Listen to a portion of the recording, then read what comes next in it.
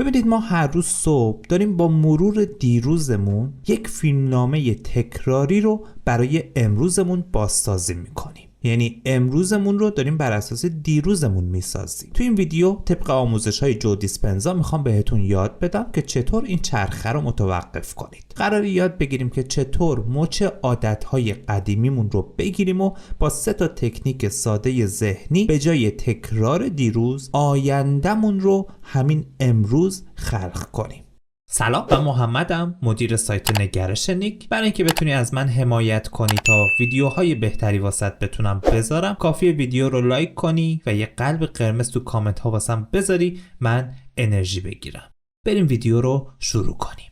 دکتر جو دیسپنزا میگه ما خودمون با دستای خودمون هر روز صبح داریم فردامون رو مطابق با الگوی دیروزمون بازسازی میکنیم و بعد تعجب میکنیم که چرا زندگیمون تغییر نمیکنه. فکر کن هر روز صبح که بیدار میشی داری یه فیلمنامه ای رو مرور میکنی که اسمش هست همون روز همیشگی. با فکر کردن به آدمای همیشگی، کارای همیشگی، مکانهای همیشگی داری به مغزت فرمان میدی که خودشو برای تکرار دیروز آماده کنه. اینجوری مغزت دیگه منتظر یه اتفاق جدید و هیجان انگیز نیست، چون تو از قبل بهش گفتی که امروز قراره چه خبر باشه. اما قضیه از فکر کردن هم بدتره. وقتی چشاتو که باز میکنی به خودت میگی ای بابا باز باید امروز فلانی رو ببینم، باز هم ترافیک، باز هم با این رئیسان جلسه دارم. اینجوری فقط فکر نمی کنی بلکه حس و حال کلافگی، استرس یا خستگی رو همون لحظه توی بدنت فعال می کنی. یعنی بدنت هم داره شرطی میشه که آینده چیزی جز همین حسهای تکراری نیست. تو هنوز از جات بلند نشدی اما بدنت استرس توی ترافیک موندن و جلسه داشتن با رئیس بد اخلاقت رو شروع کرده. حالا نکته ای که از جو دیسپنزا اینجا یاد میگیریم اینه که میگه برای خلق یک آینده جدید اولین قدم اینه که دست از تمرین کردن آینده قدیمیت برداری. فقط کافیه اون عادت مرور ذهنی صبحگاهی رو آگاهانه متوقف کنی. وقتی این کار رو متوقف میکنی در واقع داری به مغز و بدنت میگی آقا امروز ما فیلمنامه نداریم، آماده باش برای یک اتفاق جدید. اینجاست که یک فضای خالی ایجاد میشه تا یک فکر جدید، یک ایده جدید، یک فرصت غیر منتظره یا یک حس متفاوت بتونه خودش رو توی زندگیت نشون بده.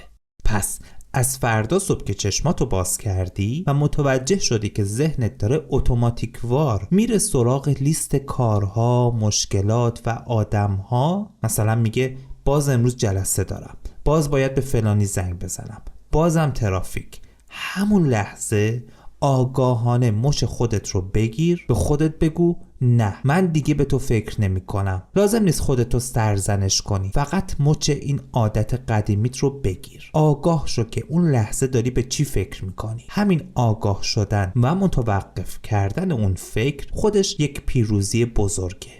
توی مرحله بعد ذهنت که نمیتونه خالی بمونه، خب پس باید یک خوراک جدید بهش بدی. چه خوراکی بهش بدیم؟ 3 ایده بهت میدم، خودت میتونی انتخاب کنی انجام بدی. یکی از این کارا رو که بیشتر باهاش حال میکنی انتخاب کن.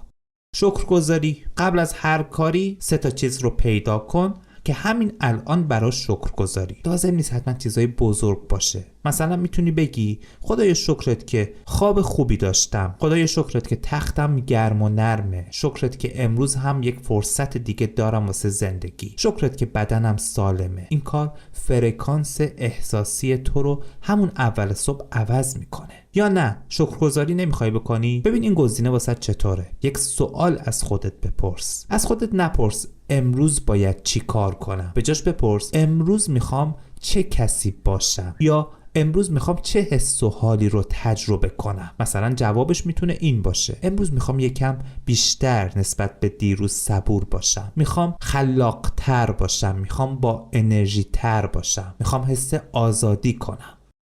یا نه با اینم حال نکردی؟ این ایده رو امتحان کن. فکر کن اون زندگی که دوست داری رو همین الان داری. فکر کن اون هدفی که دنبالشی رو همین الان بهش رسیدی. چه احساسی بهت میده؟ سعی کن احساسش رو توی خودت، توی بدنت تجربه کنی. حس شادیه، حس قدرت، حس اعتماد به نفس، حس آرامش، چیه؟ واسه 1-2 دقیقه اون احساس رو توی بدنت زنده کن. بذار اون حس خوب توی تک تک سلول ها پخش بشه. این تمرین رو از فردا صبح انجام بده. اگه این ویدیو رو دوست داشتی، واسط مفید بود، نکته جدیدی یاد گرفتی یا واسط یه نکته مفید یادآوری شد، خوشحال میشم ویدیو رو لایک کنی و توی کامنت ها بهم انرژی بدی. امیدوارم هر جا هستی نگرشت نیک باشه. من محمد هستم از سایت نگرش نیک.